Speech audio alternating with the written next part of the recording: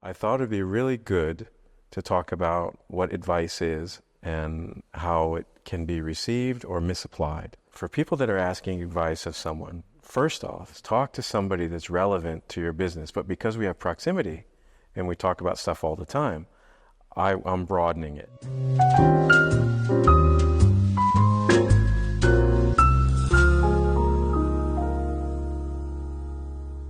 So, Pasha, I asked you here today on June 11th, and I pushed you to make a treehouse out of our new stage because I wanted to try it out. It was everyone's effort.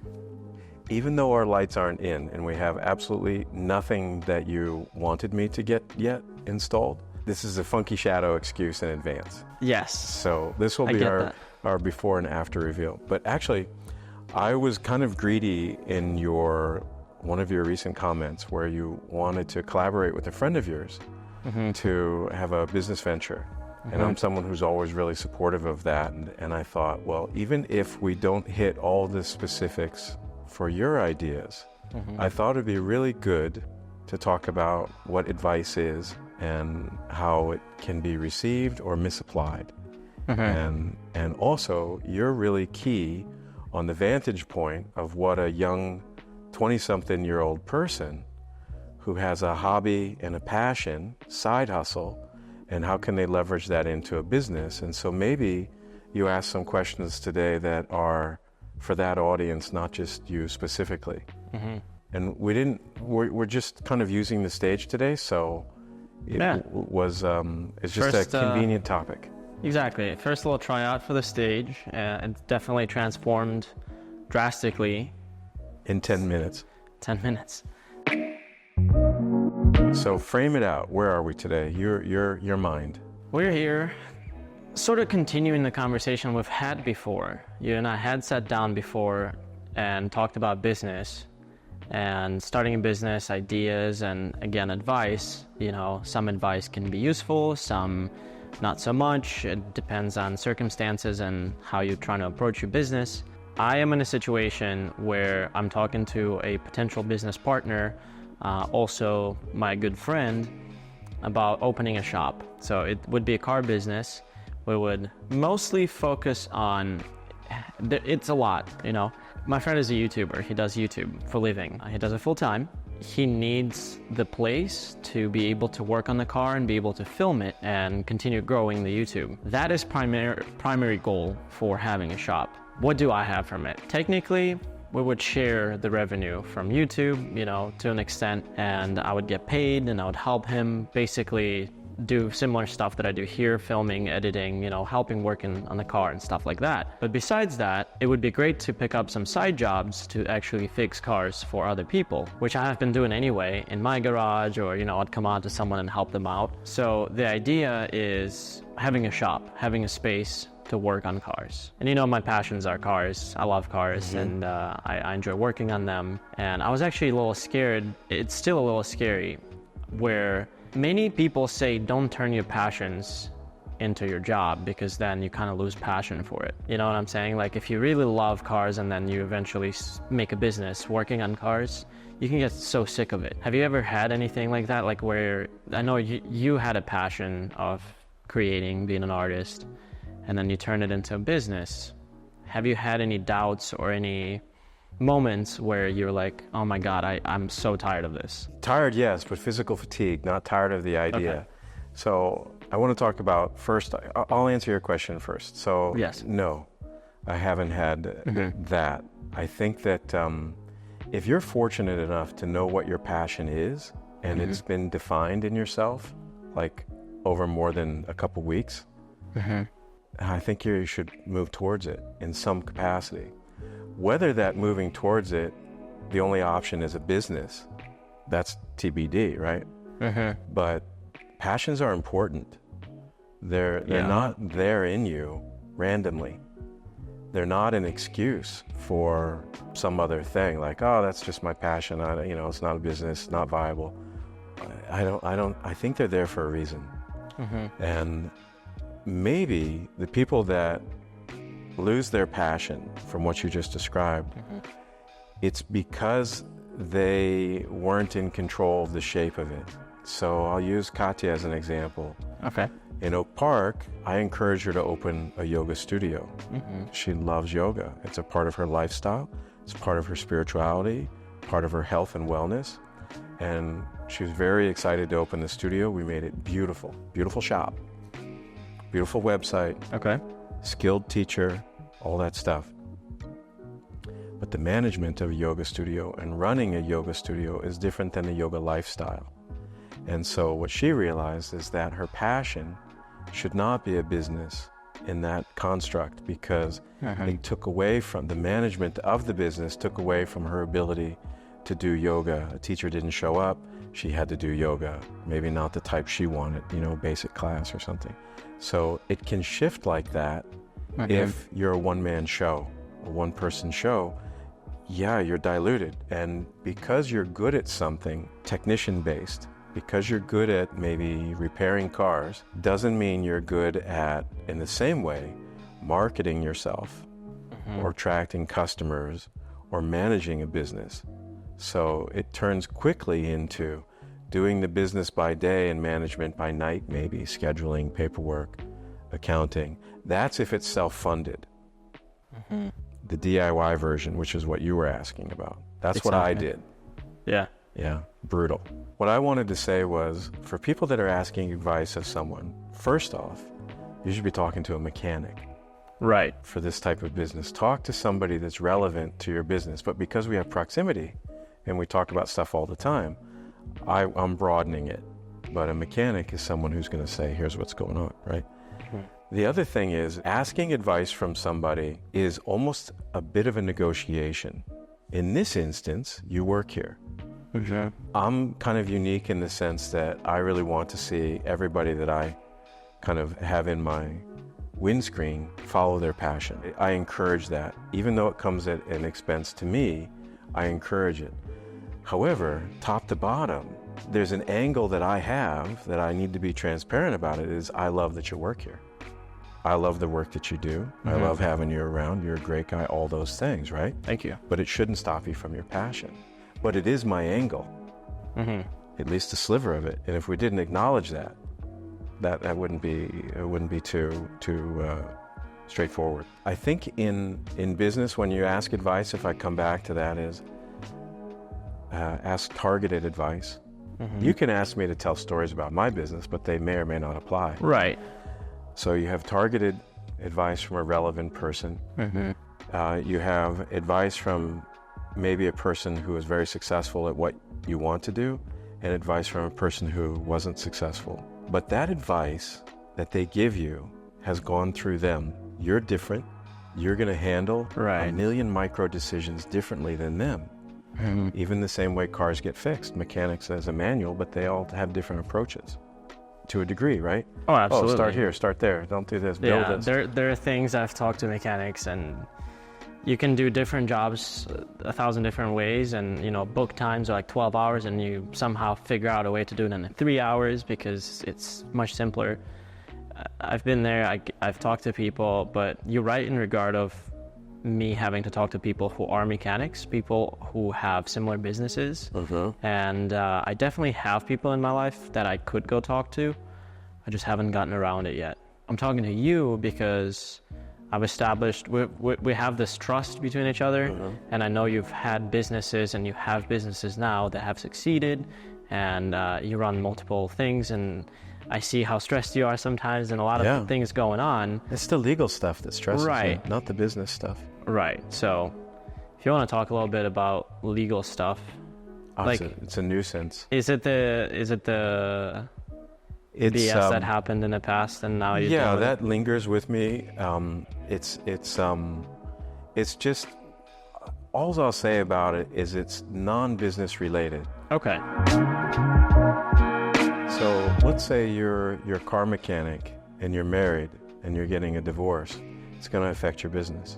Oh, yeah. Even though you're a really good mechanic, even though you have really good customers. I mean, we all have feelings. Yeah. You come in diminished.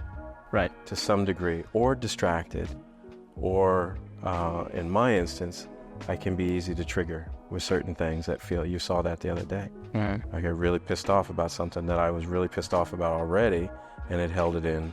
But then I realized I was pissed off about some other things, and it leaked. It's not a classy moment, man. It's a time travel moment I wish I could have. So businesses are affected by existing lifestyles. Businesses are affected by the compression of the new lifestyle of running a business. Maybe you're in a partnership already with, let's say, relationship, not partnership, in this regard. Now all of a sudden, your 8-hour day is a 16-hour day. What happens at home? You're single, because the girls are idiots and they don't know about you. Right. What do? You're working all the time. Where do you get that? So there's these things to balance that aren't about fixing cars. Right. It's just life, work, balance. It's really tricky. Entrepreneurials, I don't know, maybe I'm projecting, maybe there's 1,000 of them out there that say, oh yeah, check that box. It's very difficult to stay balanced, especially in this kind of a small startup. So life matters in that. Mm-hmm. And I think that maybe people don't want to pay the price of a startup. And it's not the price of the money that you invest, it's the price of how it impacts your life, like I just said. Mm-hmm. Time with your parents, right? Yeah. Christmases, holidays, vacations, frisbee golf, real golf for the first time. A lot of stuff has to be sacrificed sometimes. Most of the time, if you're starting a business. See, a sacrifice. Right. A sacrifice when you know this is going to cost me a shoe, I'm going to walk with one shoe for a week, you're good.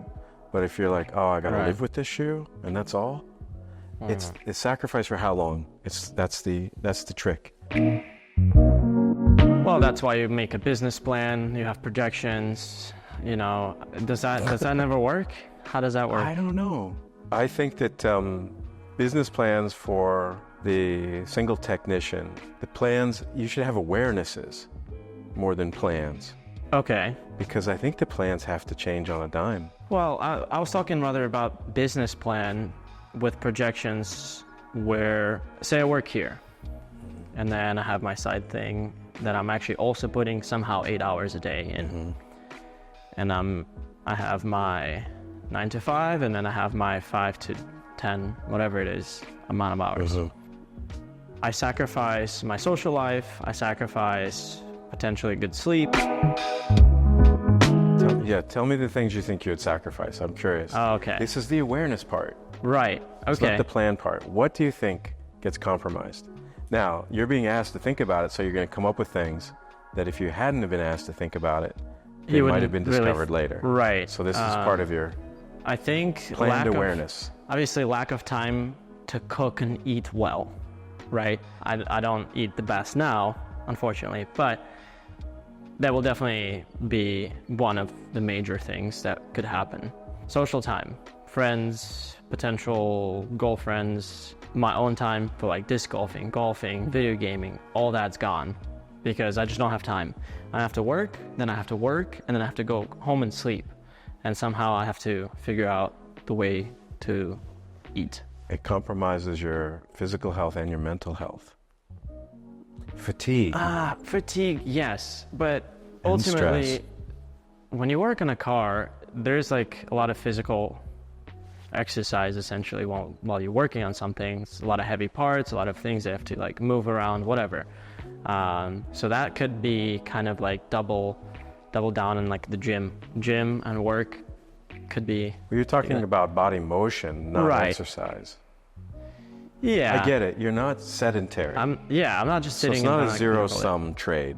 You stay physically active, but they're awkward lifts, they're awkward twists. Yeah. You hurt your knee getting on the stage. I mean, I'm just saying that it's there's a dynamic.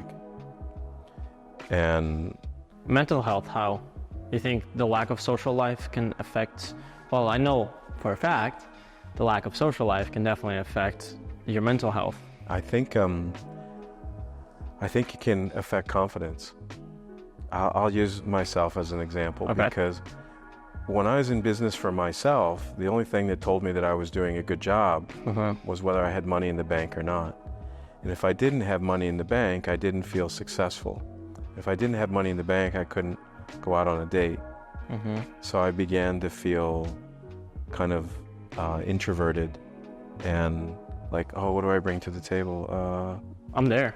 So I feel the same way, even without being busy 24/7. 11. you're at 2, 11.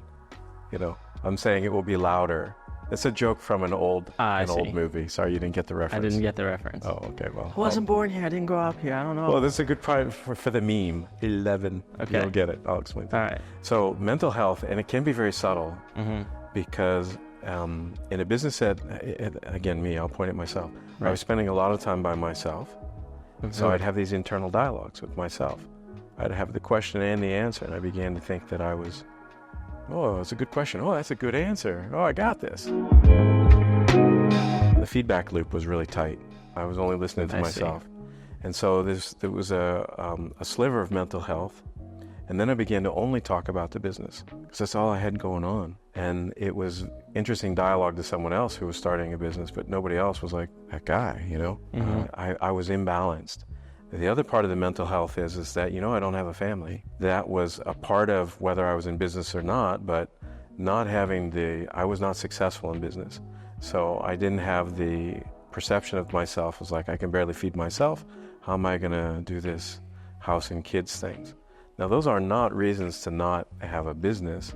I'm just saying that that's what compounded in me because of my other shit going on inside that was unresolved as a divorced family. This is the thing about advice. See, it's gone through my filter. Oh, you can't hear the advice and go, well, if I have a business, I'm going to jeopardize the idea of having a family. No, that's what happened to me. Right. It might not happen to me. You may skill yourself past it. Yeah. Man. So then how do I even ask for advice? How do I even implement someone else's advice? It's not advice, it's counsel. Right. Advice sounds like it's something you're supposed to take.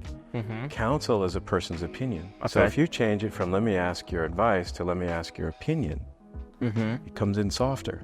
Because I got an opinion, that person's got an opinion.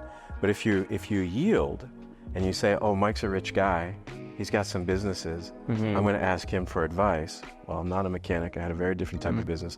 I had my own dysfunctions and also whatever, right? I kind of got my own recipe over here of why some things worked and why they didn't. You're a very different guy than me. Who knows what you're capable of, right? You may sail where I fail. These are opinions. Hear advice as and then I also don't feel obligated to take your advice. Right. And then if it's like I ask you for advice and you're like, okay, here's my advice, do this, and then I don't follow through with it, and then somehow I like fail at something, then you're like, what a dumbass, he didn't take my advice. No. But if I ask for an opinion, what do you think? I think it, as you said, it comes a little softer. Also, I would recommend that anybody asking for, we'll call it opinions now, anybody asking for a strong opinion from somebody, they have thought through that question themselves before they ask it. So if you ask me something, you've thought about it a lot so that what I'm giving back is not highly suggestible. Because you've established your own groundwork. I already probably know the answer. I'm just curious to see if your answer would align with mine, so I'm like more inclined to take action on my own thought process, or if your answer does not align with me, then I'll be like, maybe I should rethink it a little bit. Yeah, it's kind of a flashlight effect, Yeah. You might have a flashlight, I might have one, but your flashlight is like narrow beam because you haven't done the other things, and my flashlight may be broader beam or vice versa, but we both have this flashlight. We both have a certain tool, right? You have a certain thought. And the thing that I can't see is your level of determination, commitment, interest. That's all on you, right? As you know. Oh yeah. That's not me saying that. It's a part of the deal. You could see it eventually if you were to spend more time with me and see how passionate I am about certain things. But from like a surface level, you never know how determined someone is unless you see their work, unless you see them working and you see how they feel around the certain type of work they do. Those are all. I think the flashlight thing that I just said, the narrow beam. Yeah. The narrow beam in that comment to me is that the business is about what you do. And I think early on, it expands past that. It's about the customers. It's about the relationship of a partner. My opinion is don't have a partner. I heard that many times regarding the partner. And many people say if you do have a partner, make sure you're like very thoughtful about it and very like sure about it. And I agree 100%. But in the line of work that I'm looking to start, I think it is easier to have someone with you than not to have anyone with you. Well, that's why people have partners at the beginning, is because you can't do it all. Right. The thing is that partners come in with different skill sets, and because someone is a partner, in their mind, maybe it's 50-50. But not all partnerships, just because there's two people, it's 50-50. Someone may bring a lot of something that the other doesn't. Or someone lets go of a responsibility and they're like, well, they're on the lease too, so they got to pay half anyways, no matter what. Or I don't know, there's some weird 50-50-ness about it. And partnerships are not 50-50, I don't think. They can be. They can be. Who wins? But... No. How? How a partnership's 50-50? I wish it was that simple. My point is, there is a chance that the partnership can be 50-50, but I agree with you on the fact that most of the time it's not 50-50. Someone ends up doing more work, someone ends up doing slacking. Someone wants it more. Someone wants it more. Yeah, no, I get it, but... And I think... Yeah. You want to buy a tool that the other guy doesn't need. Boom, I'll buy it for... And then he wants to use it later because it's already in the shop. And then you bought another tool. And now all of a sudden, there's a tool issue. I had that happen. It's interesting. I buy a tool, that's my tool. He can use it for all I care. But if he breaks it, he buys a new one. Any tools for the shop, in my circumstance, there would be for the shop, whether I bought it or my partner bought it. I use his tools if I need them. He uses mine if he needs mine. I think sharing the equipment is okay. I think it is too. I'm not trying to talk you out of it. I'm saying that that's when your partnership is balanced and healthy. Share the tool, but you may not know someone didn't clean it up right, or what if it's like at some point maybe you don't want to share a tool. That's when it gets tricky, is what I'm trying to say. And you can't predict that. It's just I believe the right thing to do in that instance is you go in as the best person you can be and the most considerate, and you align yourself with someone who has that as well, and then it can thrive. The thing that may be unpredictable is your motivations. Your motivation is passion, finances, social enhancement. What is it? I'm just trying to have more fun in life. I don't know. Well, I want to be more successful. Okay. And owning a business, working for yourself, is ultimately the goal, right? I would rather work for myself and I would rather make less and work for myself than make more and be miserable at work, if that makes sense. That's not your only option, though. I get what you're trying to say, is that you're willing to sacrifice. Yes. That's what I hear. But careful with the words, because it's not one or the other. You can do both. I could do both. I did both, but was very slow at it, and I've done it both ways. The thing is owning a business. I own Chicago Culinary Effects. That's different than having a business in this regard. I'm splitting words. Owning a business means that business doesn't rely on me for daily operations. What I built generates itself. That's owning a business. That's a remarkable thing it's a thing of beauty. Owning a business is you're basically self-employed. And that the thing is when you go on vacation, your business doesn't earn. So you have the cost of vacation plus the cost of the lost money, and so you got to plan a little heavier. So at the beginning of a what's called a bootstrap business, which is you fund it yourself, cut one cotton ball at a time. That is you're just working really hard. You can have the social cachet of owning a business, but the thing is who do you splash that around at when you're always working? Like, you're at a party and you meet this wonderful girl. It's like, yeah, I own a business. And she says, let's go away for the weekend. You're like, I can't. I got this job. So there's a build time. It's like remodeling, right? You don't have the house party till you're house is stable and safe and things like this. I see. These are the thing is if you only look at all the downsides of starting a business, why would you start it? Exactly.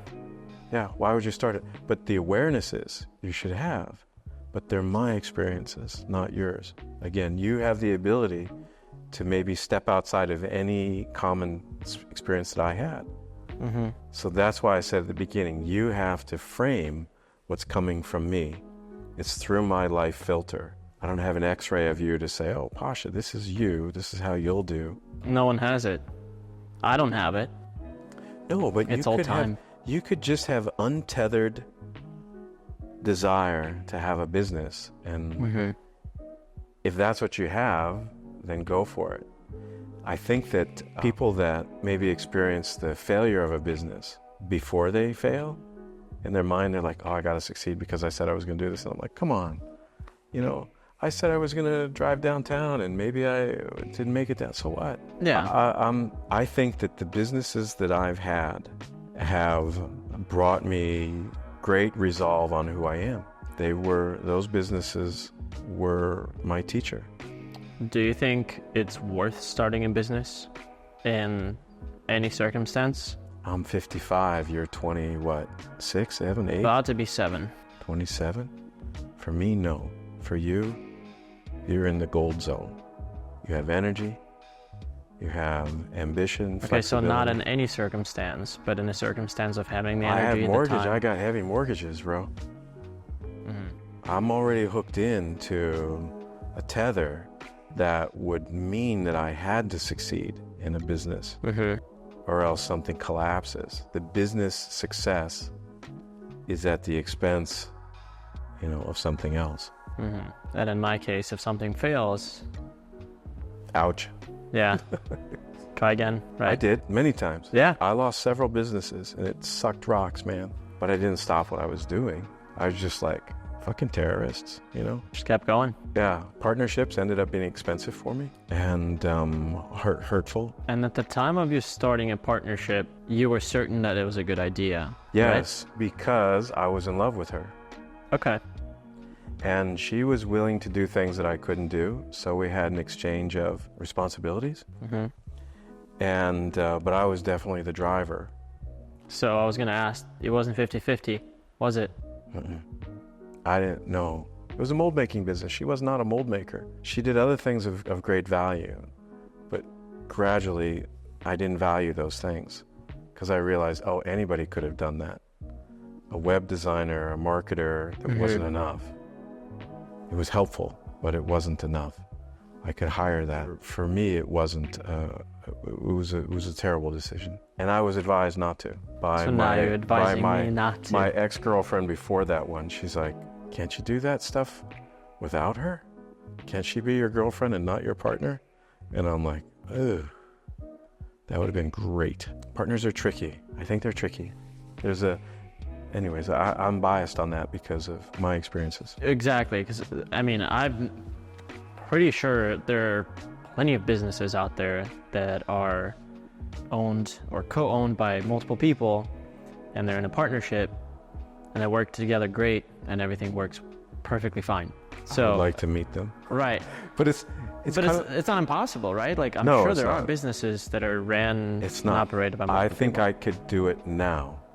Okay. Better than I could then, because I have different understandings and relationships. So I'm more optimistic about it. But hey, if you want to get married and all you do is talk to people who got divorced, they're like, can't you just I see. have that relationship and not get married? Very good reference, actually. Yeah. And I think I have a level of fatigue that you do not have. That's another thing, is my fatigue filter is not 100%, meaning I don't shield it. I'll be like, well, it's a lot of work, But the legit part of it is it was a lot of work. Now, maybe I wasn't as smart of worker as I could have been. Maybe I didn't know of certain efficiencies, and I worked a 16-hour day and only needed to work a 10-hour day. Maybe, but I didn't. Well, now you'll never know how it would have been. No, but it is. It is what it is at this point. And it didn't turn out bad. The business that I started, my first business, is not the business that lives today.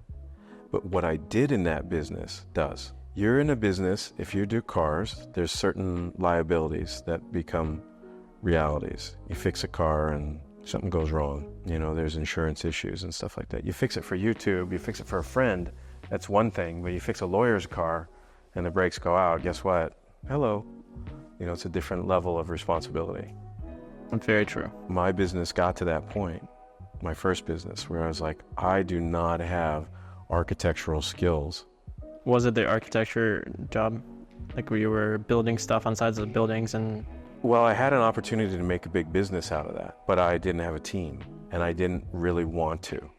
It felt too risky. I thought, I'm going to be in a lot of lawsuits because I'm not. I needed engineers, structural engineers, building engineers. I could have been the mold maker, but not the owner of that business. Yeah. You didn't want to deal with the liability or potential... I was scared. Yeah, no, I get that. And it was dangerous. I'm scared. Well, no. You forget to tighten something. One bolt, one nut, whatever. So don't forget. Right. Have a checklist, have a process. Exactly. Be good. If a surgeon was afraid that they were going to forget something, then nobody would do surgery. You know, and things do happen, but they have other people. There's a difference between partnerships and teams. Teams are not always partners. Teams are responsible alliances. Mm-hmm. A partner is you share the asset, you share the wins, you share the losses. A team can change. Partnerships stay fixed.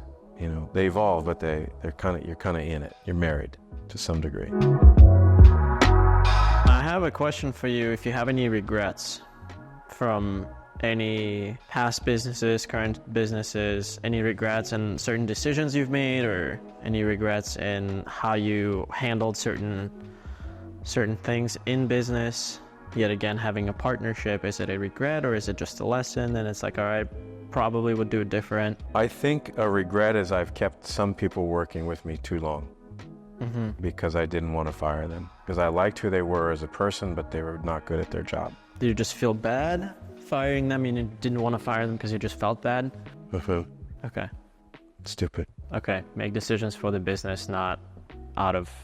I made decisions based on like my ideas of their life challenges. Mm-hmm. And also I settled. In a lot of ways, I settled. And I adjusted myself down instead of expecting people to adjust themselves up. I regret not having the strength to do that. But you, from then, learned not to go down. I didn't learn. You didn't learn? No.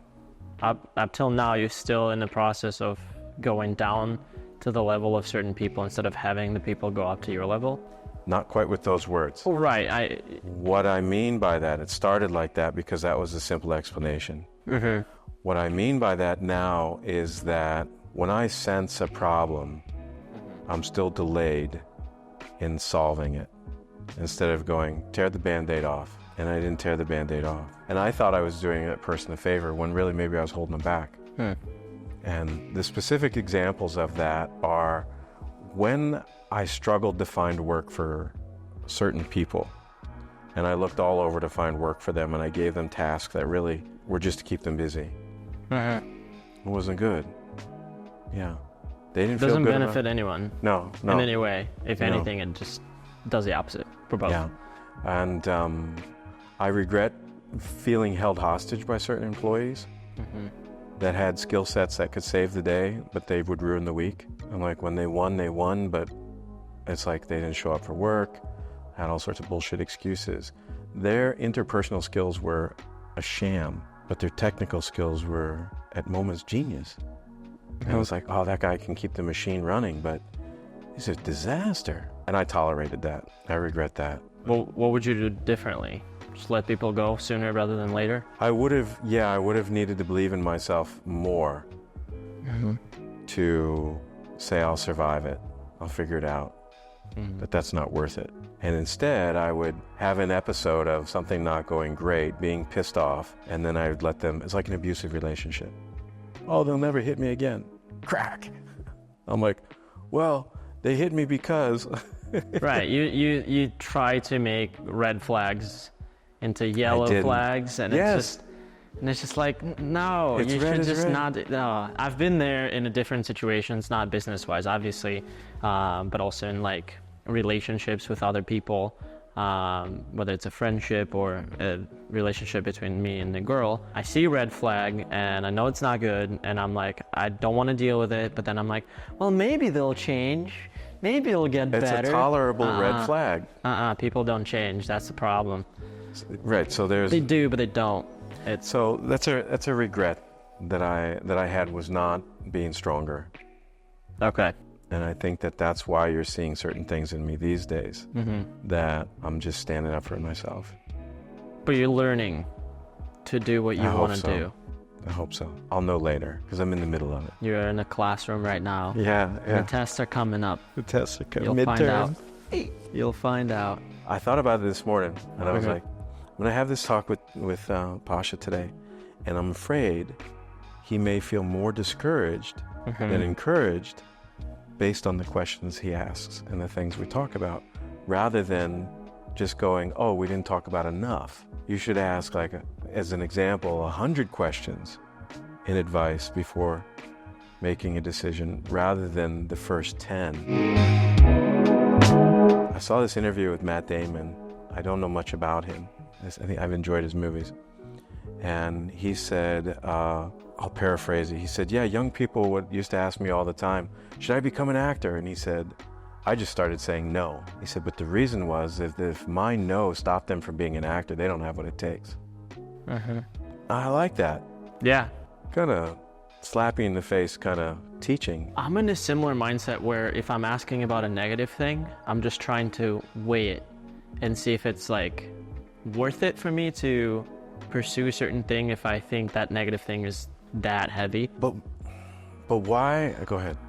And then if I think a lot of the times I look over it anyway. Like I'm like, okay, it's heavy, but I can do this. Okay, good. And it makes me want to do it more to prove to the person that, okay, it'll suck, but I can do it, you know?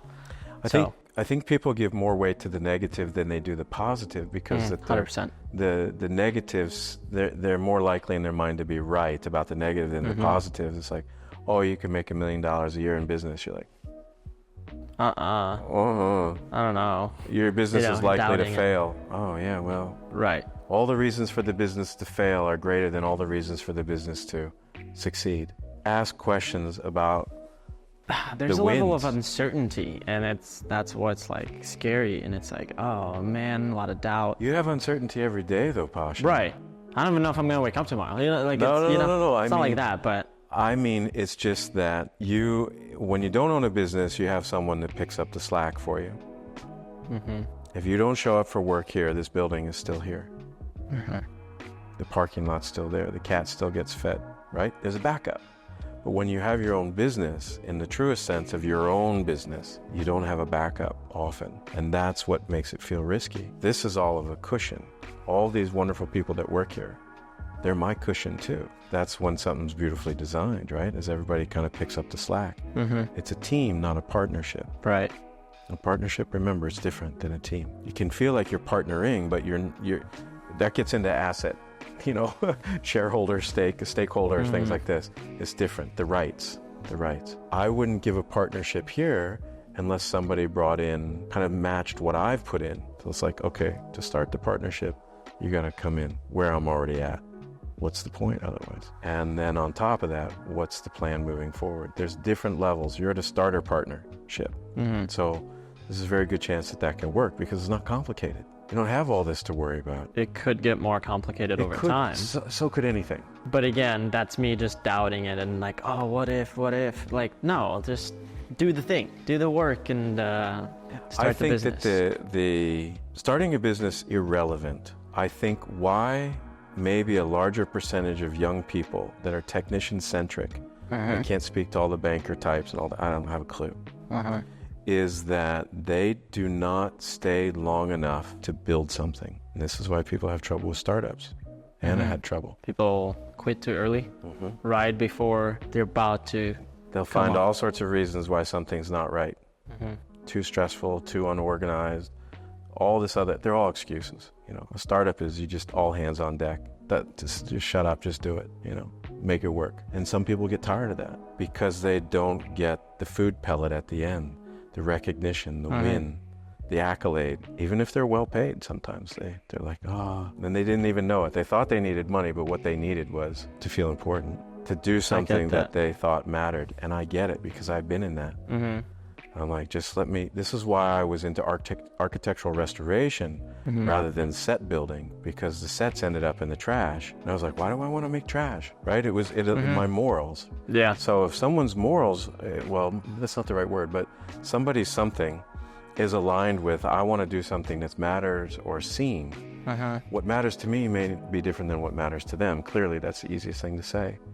So what someone values, and maybe this is what it comes down to for someone starting a business is you know your values. What do you value? Do you value time, social, family? We should talk about the positives of owning a business. That would be good. And I'd love to ask you, what are the beautiful things about starting a business, having a business, owning a business? The beautiful part about starting a business, and I was in my 20s, 23, 22, something like that, was the idea that I was the captain of my own ship, even though it wasn't a good ship, that I knew that I couldn't take orders from other people, I couldn't follow instructions from other people. My brain was just not capable of, I needed to be free.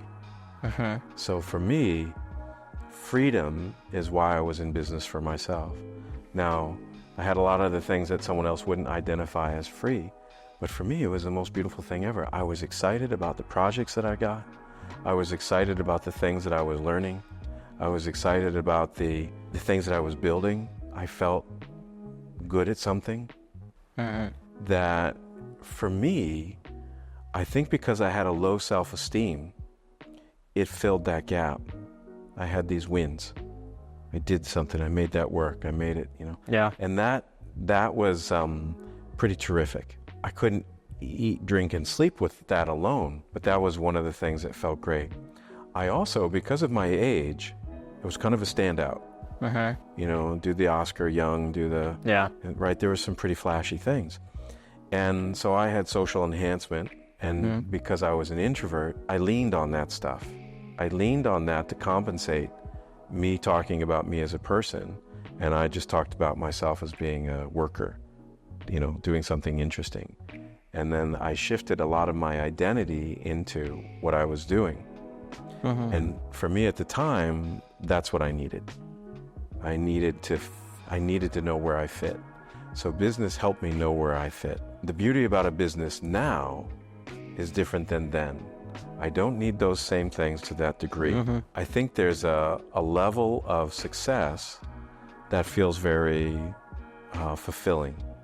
Even though I have an appetite for other business things, because of what I've built, it's like you plant a fruit tree and there's no fruit for years, and now I can go out back and I can get some fruit. I can hire a guy like you. You make my day much easier, right?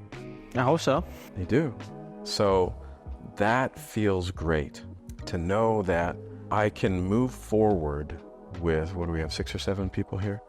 With, easily said, 6 times the speed at which I could do it myself. And that's if I had your skills. I don't have your skills, Daniel's skills, Kay's skills, Gianna's. I don't have those skills to the level that you guys do. I mean, I could turn on a camera, but it's a disaster. We've seen that. So the beauty is that I feel like I get more years to my life by having a good team around me, because it's not wasted. The day matters. Even the days that I don't feel like we got anything done, I'm like, you know what? I had a total of 50 hours of work move us forward today. And I was there for 9 of them, 8 of them, 7 of them. That is fantastic. And it's stuff that matters to me. Maybe not as much to everybody else, but it does to me. And so that was the question is what is a beautiful feeling right now? Now, I'm looking for another beautiful feeling, which is the amplification of what I'm doing and the ability to increase the team and to pay everybody better. I always have that, but I have a business that has no customers. That's crazy. That is crazy. That's something I wouldn't be able to start now and be like, oh yeah, like, how would I can't. No, there's not a lot of people that will do that. No. That's another level of insanity. It's a unicorn type of business. It's a polite way of saying, where's the uni part of that corn? It's, Yeah. I'm going to summarize for Pasha, and I'm going to summarize for another young person. Mm-hmm. Some may be similar. I would say, for Pasha, decide what you want to build and stay with it. If it's cars, this, or something else. I would also say, Pasha, your passions matter. The things that you want to do matter. That I think they matter because of a couple things. One is the self-assurances that you'll have from doing them and achieving them. Mm-hmm. Kind of that level up man quality. That just, some of the identity things that I talked about. Maybe you have some of that, I don't know. That having a business is valuable even if the business is not valuable. There are things to be gotten from them that are truly worthwhile. Uh-huh. They may not look like it, but I think they're really advanced living when you really go into it with good intentions. You can be a very different man having a business than being an employee. Uh-huh. But that's only if you want a business. So if you're an employee your whole life and never tried having a business, that's going to sting, I think. So I think at some point you should go for it. Just to even try it out and feel it, what it's like, right? Yeah. Just for an experience. Yes, because there's a point where it tips when you have a kid, you have a house, and then it becomes very financial. Some people do it anyways. I'm like freaking magicians, right? I don't know. I don't have that. I can't speak to that power. But basically do it while you have time, and you can experiment and do things while you're not tied into having other responsibilities that are potentially more important than starting a business. Yeah. Right? Yeah. And it's hard to say, do I start a business all in or do I start a business slowly? Yeah. It depends on the business. Yeah, I was going to say, it depends on the business. Yeah. My advice has always been find somebody to work for that's doing what you do. Uh-huh. And figure it out from what they're doing. Find a way to do it better than them or for a different market than them. If you take your mortgage, if you look at this only from financial, it doesn't make sense. Uh-uh. I said, where do you get another, what'd you say your shop would be, $2,000 a month? Something like that? $1,700 a month. Okay, yeah. so $800 a month. Yeah. And utilities, $1,000 a month. Right, it's okay. 1,000. You got water, you got stuff. In your lifestyle right now, can you pull $1,000 a month out of the air and put towards it and feel okay about it? It'll definitely affect a couple things, yeah. But yeah. I think it's not impossible. Okay. That's the first Yeah. litmus test. Yeah. The second thing would be, can you save up a certain amount of money to have as your startup capital? Over a little bit of time, yeah. Yeah. Can you put $10,000 away before you start the business to get you through whatever that number is? I'm gonna have to go buy a lottery ticket real quick. So currently, no, I don't have that. I did it without all those things. Mm. So it's not the only way. I think they're just things to be going, well, I'll look at it this way, I'll look at it this way. And if you look at it all those ways and you're just like, fuck it, I'm going to do it. Mm-hmm. You got your message. Because if you look at only statistics and analytics and sort of these external things, but you don't look here, this is what's calling you, I would imagine. Not the statistics calling you. No. Yeah. That's a disaster. So did we exhaust you? Yeah. Oh no, damn it. Maybe you find a way to work on cars that is just differently than being a car shop. There's lots of things with cars. Oh, absolutely. There's lots of things. And that's kind of what I'm leaning towards. Well, then maybe you have a unique expression of working on cars. Yeah. I don't want to share my secret. No, don't. But if I do it and I succeed, and then a couple of years down the line, I'll be like, well, this is how I did it. And if you guys could take something out of my experience and apply it to your life, you're welcome to do that. All right. Yeah, exactly. That's the beauty of YouTube. Exactly. I don't want to be like, oh, well, I want to do this and that and that. And if it doesn't work, it's like, man, before coming to the United States, I knew I'd have a chance to come to the United States. And I've told people, yeah, I'll be leaving to the United States. And everyone told me, like, don't tell anyone, it might not happen. And it hasn't happened for like 3 years. We've been trying for a while to get out, you know. It didn't happen for a while. Then it finally happened, and I finally laughed at him, and I was like, well, yeah, he did do it after all, but it took a lot longer than I thought. So just keep it all to yourself. Wait, those are keywords. Took a lot longer than I thought. Right. And, man, trust me. I know all about how long it takes. I don't. I thought this would take a year. Right. You plan... Well, again, you have some sort of idea in your head, like, okay, we're going to do this, and we're going to try to go towards stuff. Right, things change all the time. And I did YouTube for a while, and I thought I was making great, progress. No, it takes a lot of effort, a lot of time, and just a lot of work. And everything, it's with everything. I chose the, currently, maybe it will change when someone gives me some different advice that is really valuable. But I chose to just go with what I felt was right for me. And I'm leveraging the success of my other business constructs to sit in the high chair and say, yeah, I'm going to just do it. That is a luxury position. It's not a startup position. This is not a business model to be followed. No. It's not. No disrespect, but no. It's an objective that I have, not a business model. And at the moment, you're looking for a way to make money. The short of it is how do I make money doing something that I would love to do? And how do I do that at the same time of having a balanced life? Because you're a really social guy. I wasn't. Yeah, I am. I know. The nice thing is you don't have to decide in a day, a week, or a month. Percolate. Let it sink and think about it. Let it rise. Right. Well, it's kind of what I meant, but not sink in the way to let it go down, but let it process. Yeah. I also think that there's a part that maybe you'll use when you start your business that I didn't use, and that is the law of attraction and being open to synchronicities. And you may, if you use that, you may attract the perfect clients that you need instead of the struggle, because I tried to do it from my hands. Maybe you're smarter. Maybe you find a way that is that allows for more of a collaboration. I've definitely learned a thing or two in the past year.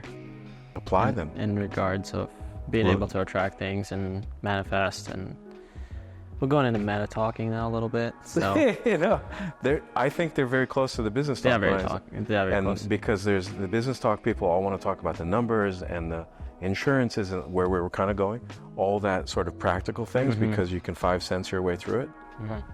But if you do both and you say, I'm going to be aligned with this, and this is what I would like to achieve, and you work out the doubts in your mind, and you can move forward with a sense of trust and faith, which we're going to talk about with Yana. That's our topic today. It gets weird, and business people are like, oh Jesus, I wouldn't start it's funny I use that word. It's like, oh man, I wouldn't start a business based on those things. And I'm like, well, they wouldn't, but I would. People are different. People have different perceptions and ideas and everything. And some things that work for one person might not work for another, as we talked about advice and opinions. So it's a very, very unique experience for each and every single individual. Yeah. I hope you don't let anybody's advice drain you of your desire. I see it hitting you, but it hits, but it in a way motivates me more to prove people not wrong, but prove honestly even to myself that I can do this. You know what I mean? It's but like motivational. Can do, you see, you don't have to prove it. You can do this. Right. It's not like I look at you cross-eyed or dreamy about it. It's that you already can do this. Your commitment to doing it is something different. And the commitment to doing it, if it's just a blind commitment, like, oh, I'm doing it, I don't know. The commitment to say, I'm going to find a unique way that brings my Pasha-esque quality, my spirit, my essence, the things that make me Pasha. I don't want to be another cookie cutter shop. Maybe when that part of it comes to you, that like ding, ding, ding, that's when I'm doing it. Right. Because if you there's some people that can buy a franchise and operate a franchise I would die a franchise death. I'm like, I could not be told what I couldn't sell. I'm like, it's winter and I can't sell hot soup because the franchise says no, or summer and I can't sell ice cream. I'm like, I got a market for ice cream right here. You see, I wouldn't want those restrictions. If you shape it your way and not be a template business, if you're a template business, it's only about the money, I think. Now, some franchise people would say different, but for me, it would feel that like, I want to have fun. I want to have a great business. I want to help people, and I want to have fun doing it, and I want to enjoy it. It's not just about the money, but it's about the freedom, as you mentioned, and hopefully, eventually, the financial freedom to an extent. You know, so I'm just hoping to do what I like or love. And start with like. Like is pretty good. Like is pretty good. Like is pretty. I like a lot of people that I'll spend time with. Yeah. You know, so yeah. Let your flavor of your business, and it'll shape when you have your business to what that is, and that's where partners get sticky, because you may have a discovery that is slightly different from the original founding fathers' motion of why you got a partnership together. I've had several partner-esques that we could talk about sometime, but I don't think I have any new advice or opinions to share. I can just say what happened, what I did right and what I did wrong in those instances to be a good partner and also to be a bad partner. I was a bad partner too. Yeah, You recognize it now, or did you recognize it back then? No, I'd say now. But then I was just like, get out of my way, you know? Yeah. You cramping my style. And I had no style. I'm like, you're cramping me. So anyways, take us home. Well, it was a great experience and a couple discoveries here in regards of positives and negatives of starting a business and going into it. What do you think? I think I'm worried I had the opposite result, and I've diminished your interest. Let me be one of 100, okay? Not one of one. One of one is too many, too much heavy. I need more diversity in my opinion questions from different people. The pool, the collective, the feedback loop needs to be broader. The feedback loop needs to be broader. Yeah, and let this one be the strongest. Point to you. Yes. Yeah, okay. I got that one. Yeah. I mean, I'll definitely have more conversations with people, as you suggested, from the same or similar field of work, and we'll just go from there. But I definitely have a strong idea and desire to do something of my own, and there are a few ideas of what it could be, but at this time, I think cars is what it is. Well, you're at the very beginning of shaping it up. I had one last thought that I would close with. Let's do it. So, Pasha, in your journey of the 100 people opinion march, when you hear someone saying, no, don't do it, and they're not an entrepreneur, you know why they're not an entrepreneur. You know, let them be them. Yeah. You. I think I'm pretty rational in deciding whether I want to apply someone's opinion to form my own opinion, or if I just want to be like, oh, okay, thanks, I'll just do my own thing. Yeah, but when someone is successful and rich, they're easier to listen to. Like they sink in a little deeper, and that's hypnosis. Do you believe in it? In actual hypnosis? Yeah, Do you think someone can sit in front of you and make you think and feel a certain way? Oh, you want to go another way, huh? We're going to save it for later. We can save it for another one. That would be meta talk. I actually would love to talk about it. I'm ready for that one. It's interesting. Yeah.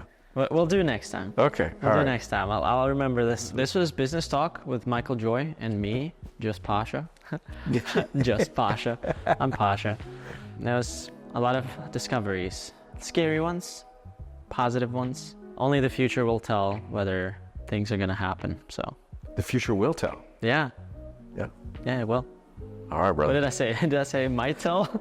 No, it just sounded like, well, the future maybe. like a leaf in the wind. So, yeah. Thanks for watching. If you guys enjoyed this content, please leave a like, leave a comment, and subscribe, and we'll see you in the next one. And if you're a beautiful young woman, Pasha's age, and your car is broken, this is the man. Cut.